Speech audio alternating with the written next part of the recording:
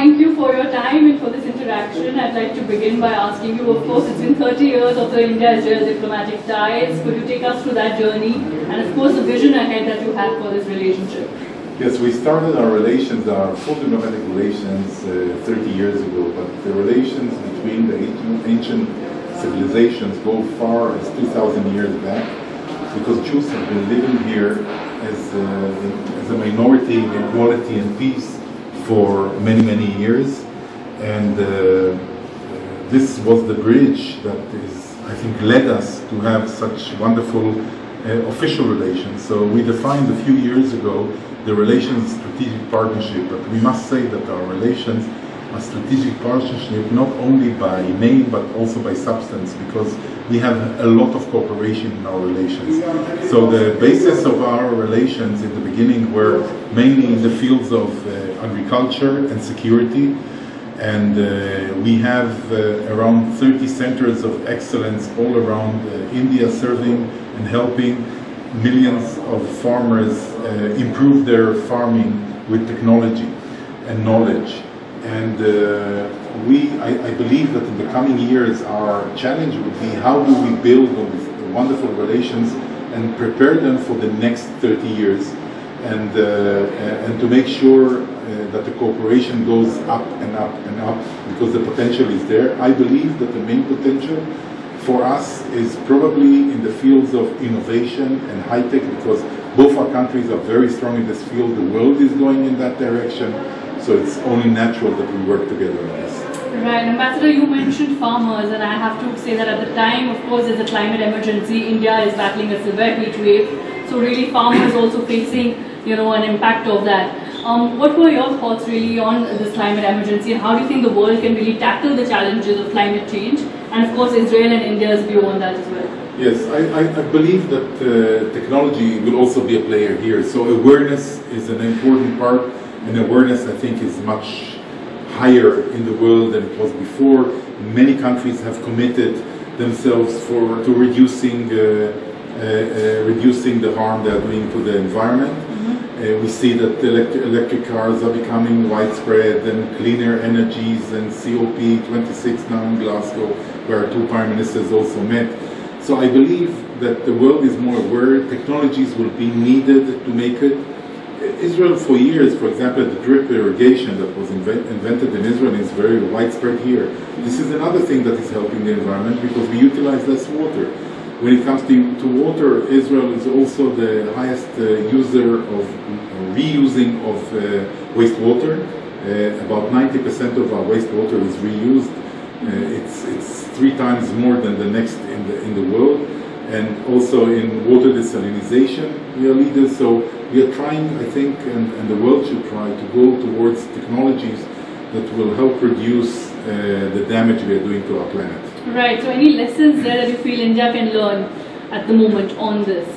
I believe that India is a big country. It's much harder to take the standards that smaller countries like Israel can take upon, or European countries can take upon themselves, because there is a cost of the change.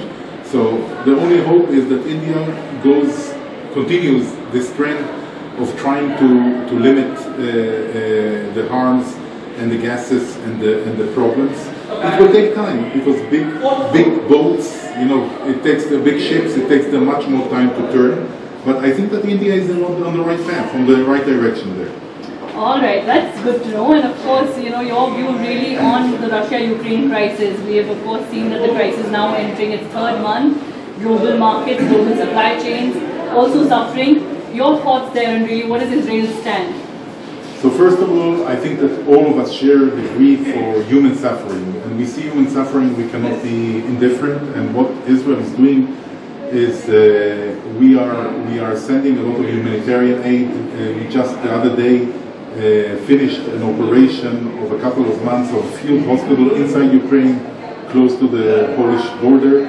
So we tried to mediate. So our Prime Minister went and saw Putin in Moscow. So we are trying to do things to bring down the tension and the crisis. It's hard. But we are hopeful that things will come back to normal as soon as possible, because it really has, beyond the tragic influence on the Ukrainian people, it has a serious influence on the rest of the people of the world. Absolutely. And really your thoughts on, of course, the growing startup culture in India, of course, women entrepreneurs that you have just met and acknowledged today, your thoughts really on the startup culture growing in India. Of course, so globally we're also battling a period of high unemployment.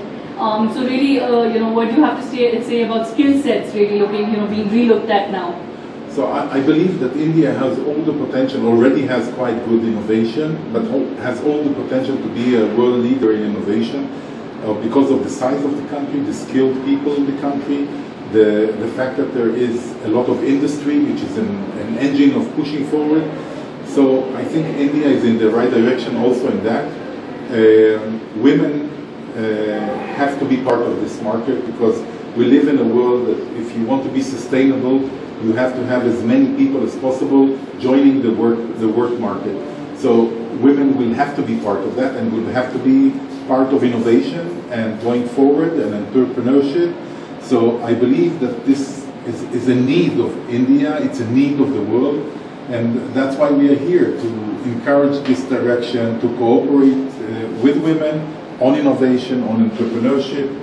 And I think it's a win-win. It will do good for participants, it will do good for India, and it will do good to the world. That's wonderful. But of course, the world is also battling one more thing in common, and that is, of course, high inflation. So your thoughts really on that, because prices are rising, and of course, the poor income families, the families that are in low income brackets, are suffering the most from this. So how do you think the world can sort of come together and battle this challenge as well? Yeah, it's very hard because it's a world phenomena. All countries, also the US, for example, has high inflation.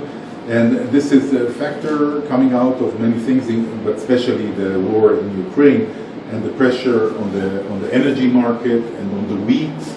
And I guess that we will have to hope that Ukraine goes back to normal, prices come back to normal, and countries will have to do the utmost to help the weakest, because they are the ones in need.